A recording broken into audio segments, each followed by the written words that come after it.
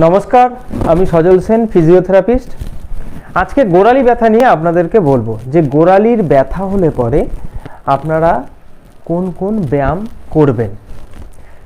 তো আমাদের কাছে যখন পেশেন্ট আসেন আর কি, ওনারা বলেন যে আমরা সকালে ঘুম থেকে উঠে পা ফেলতে পারছি না, পায়ে ব্যথা লাগছে, কিংবা অনেকক্ষণ বসে থাকার পর আমি চলতে গেলেই গোড়ালিতে ব্যথা হচ্ছে। এখন আমাদেরকে বুঝতে হবে যে গোড়ালির যে ব্যথা হয় না, সেটা কোন কারণে হচ্ছে। যদি কোনো ট্রমার হিস্ট্রি না থাকে তাহলে সাধারণত বোঝা যায় যে টেলো ক্যালকেনিও বার্সাইটিস হয়েছে। টেলো ক্যালকেনিও বার্সাইটিস কি? এখানে দেখুন ট্যালাস আছে আর ক্যালকেনিয়াস আছে। এখানটায় এই বার্সাটা ফুলে যায় বলে পেন হয়। দ্বিতীয়ত হচ্ছে ক্যালকেনিয়াম স্পার। ক্যালকেনিয়াম স্পার কি জিনিস?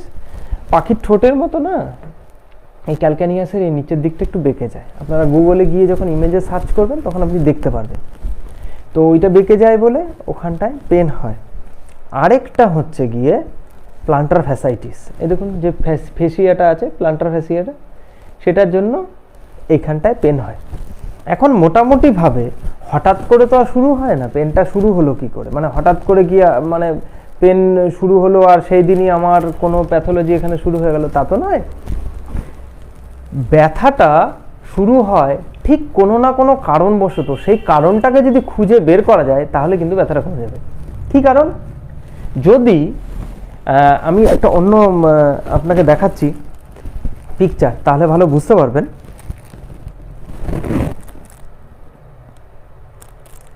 ধরুন এখানটায় যে পিকচারটা দেখাচ্ছি, এটা হচ্ছে ধরুন প্লান্টার ফ্যাসাইটিস। এখন এই প্লান্টার ফ্যাসাইটিসের জন্য যে পেনটা হচ্ছে, এখানে দেখুন লাল করে দেওয়া আছে এই পেনটা। এইবার এখানে একটা টেন্ডেন আসে, এই টেন্ডেনটা হচ্ছে টেন্ডো অ্যাচিলিস।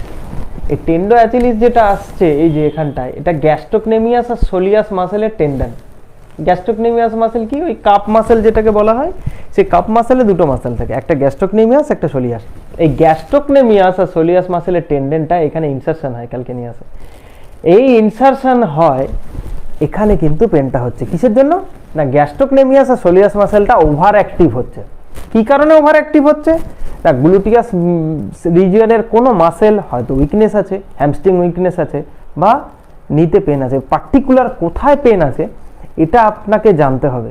জানার পর যদি সেই মাসেলের আপনি এক্সারসাইজ করেন, তাহলে এই গ্যাস্ট্রোকনেমিয়াস আর সোলিয়াস মাসেলের যে ওভার অ্যাক্টিভ হচ্ছে সেটা আর হবে না। সেই মাসেলে এক্সারসাইজ করলে এটা কমে যাবে। আমরা কি করি ইউজুয়ালি? প্লান্টার ফ্লেকশন আর ডটসি ফ্লেকশন, মানে আপওয়ার্ড অ্যান্ড ডাউনওয়ার্ড মুভমেন্ট করি। এটার আপওয়ার্ড মুভমেন্ট করি আর এটার ডাউনওয়ার্ড মুভমেন্ট করি, মানে প্লান্টার ফ্লেকশন অ্যান্ড ডটসি ফ্লেকশন করি। শুধু সেই এক্সারসাইজ করে আর স্ট্রেচিং করে কিন্তু প্লান্টার ফ্যাসাইটিস হোক বা এই গোড়ালির ব্যথা হোক অত সহজে কিন্তু কমবে না। যদি আমরা জানতে পারি যে ওই মাসেলের পাওয়ারটা কম আছে, ওই মাসেলের পার্টিকুলার ওই মাসেলের পাওয়ার যদি আমরা বাড়িয়ে দিতে পারি, তাহলেই এই ব্যথা কমে যাবে। এইবার প্রশ্ন হচ্ছে, বাড়ি থেকে আপনি কি করে বুঝবেন কোন মাসেল কম আছে? তার জন্য কিন্তু একটা ফিজিওথেরাপিস্টের কাছে আপনাকে যেতে হবে। গিয়ে যদি আপনি প্রপার ওয়েতে দেখাতে পারেন যে কোন মাসেলটা কম আছে, তাহলে কিন্তু এই ব্যথা কমে যাবে। আর যদি মনে হয় যে না বাড়িতে থেকে করব, তাহলে বলবো যে কোমরের যে ব্যায়ামগুলো আছে সেগুলোও করুন। যদি হাঁটুর প্রবলেম থাকে হাঁটুরও ব্যায়াম করুন, সাথে এটার একটুখানি প্লান্টার ডরসিফ্লেকশন করবেন, এই ব্যথা কমে যাবে। ধন্যবাদ।